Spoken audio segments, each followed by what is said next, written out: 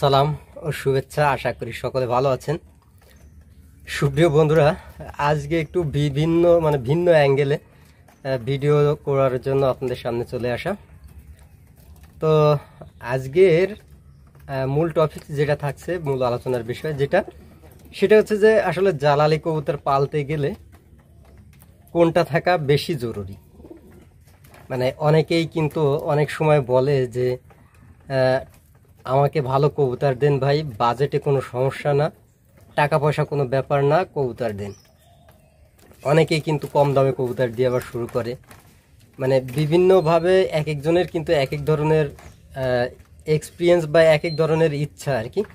তো সেক্ষেত্রে সবাই কিন্তু যারা নতুন শুরু করে তারা বুঝে উঠে পারে না যে আসলে কোনটা থাকা জরুরি, তার কাছে টাকা থাকা জরুরি না ভালো কোয়ালিটি থাকা জরুরি, কোনটা দিয়ে সে শুরু করলে আসলে জালালি জগতে অন্তত ভালো করতে পারবে। তো তাদের উদ্দেশ্য হচ্ছে বলা যে আসলে টাকা বা কোয়ালিটি কোনোটাই আপনার দরকার নেই। জালালি পালতে গেলে ফার্স্ট যেটা আপনার থাকা লাগবে সেটা হচ্ছে ধৈর্য।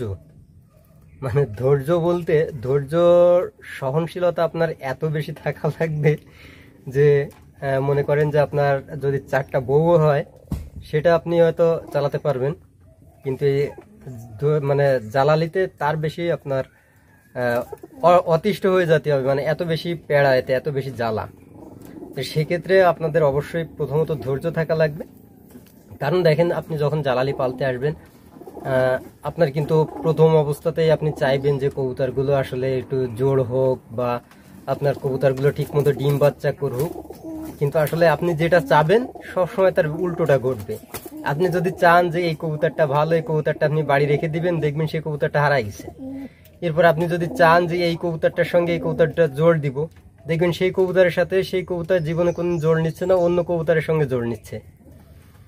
আপনি যদি চান যে এই কবুতর দুটো আমার বাড়ি পোষ মানুক, ছেড়ে দিবেন, সেই কবুতর দুটো আগে চলে যাবে।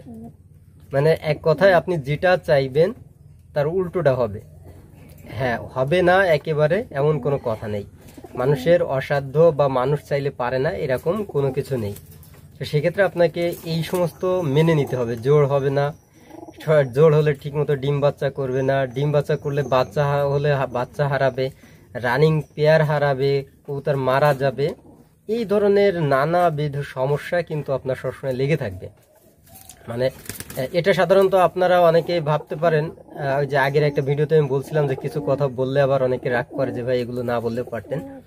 তো এটা হচ্ছে বলার উদ্দেশ্য একমাত্র এটা যে আমার মানে যেটা মেসেজ আপনাদের প্রতি, যারা শুরু করতে চান নতুন একেবারে, তারা যেন প্রতারিত না হন বা আসলে না জেনে না বুঝে বা এইগুলো ফেস করতে হবে এরকম কোনো পরিকল্পনা না নিয়ে, দেখা গেল অনেকেই হয়তো আপনারা থাকতে পারেন বা ভাবতে পারেন যে শুরু করি, দুটো কবুতর দিয়ে শুরু করি, হয়তো জালালি আমার একবার হয়ে গেলে আর আমার আটকায় কি। কিন্তু এটা আসলে অত সহজ না। এই যে কবুতরগুলো আপনারা দেখতে পাচ্ছেন আমার কাছে, এই কবুতরগুলো সব বাইরের কবুতর, কিন্তু ধরা কবুতর, এর কারো জোর নেই। এই কবুতরগুলো জোর দিতে গেলে প্রচুর পরিমাণে কিন্তু আপনাকে ভোগান্তির শিকার হতে হবে।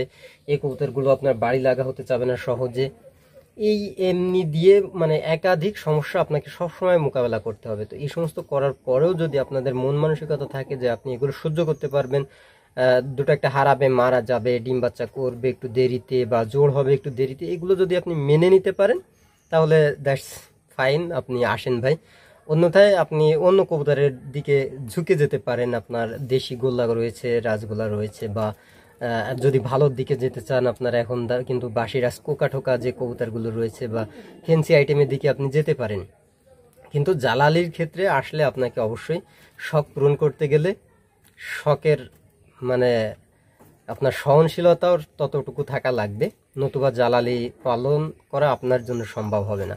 তো এই জন্য নতুন যারা আছেন তাদের জন্য পরামর্শ হচ্ছে এইগুলো আপনি অবশ্যই আগের থেকে মেনে নেবেন, তাহলে দেখবেন যে আপনার জন্য সহজ হয়ে গেছে। যে আপনি যদি এগুলো আসলে মেনে নিয়ে আসতে পারেন যে কবুতর হারাবে, জোর হবে না, ডিম বাচ্চা ঠিক মতো পাওয়া যাবে না, এইগুলো যদি সবকিছু মেনে নিয়ে আসতে পারেন তাহলে আপনার জন্য সহজ।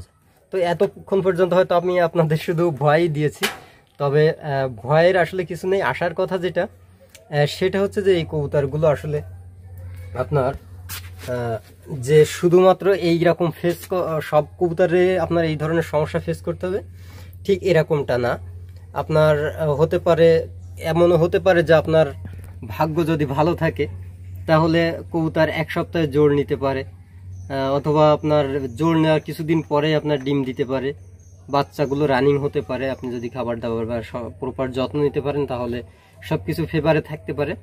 মানে আপনার সম্ভাবনাও রয়েছে এখানে, ঝুঁকিও রয়েছে। আর যেখানে সবচেয়ে ঝুঁকি বেশি সেখানে লাভের সম্ভাবনাও বেশি। তো সেই ক্ষেত্রে ঝুঁকি যদি আপনি মেনে নিয়ে যদি আসলে সেটারে ওভারকাম করতে পারেন তাহলে আপনার জন্য অবশ্যই ভালো কিছু আছে। কারণ ভালো কোনো কিছু সফলতা একদিনে ধরা দেয় না, বা সফলতার স্বপ্ন দেখলেই সফল হওয়া যায় না।